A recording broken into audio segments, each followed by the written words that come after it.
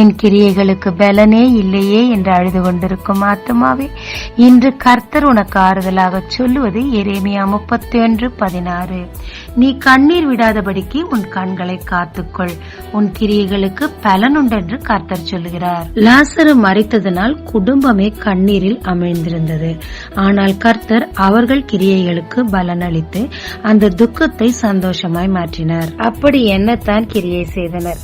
லாசரு நண்பனாக, மார்த்தாள் பணிவிடைக்காரியாக, மரியாள் தேவ சத்தத்தை கேட்க தீவிரம் காட்டி குடும்பமால் அவரோடு ஒரு நல்ல உறவில் இருந்தனர். மனிதனோடு ஒரு நல்ல உறவில் இருக்கவே கர்த்தர் விரும்புகிறார். அவருக்கேற்ற கிரியைகளை நாம் செய்யும் போது அந்த கிரியைகளுக்கு பலன் கொடுத்து நம் கண்ணீரை மாற்றி சந்தோஷத்தை தருகிறாருங்க. ஜெபிக்கலாமாங்க. தேவரீர் என் கண்ணீரை மாற்றி என்னை ஆறுதல் படுத்த போறதுக்காக நன்றி. நானும் உமக்கேற்ற கிரியைகளை செய்ய கிருபை தாரும். இயேசு மூலம் பிதாவே, ஆமென். இயேசு கிறிஸ்துவின் நாமத்தில் இந்த நாளில் உங்களை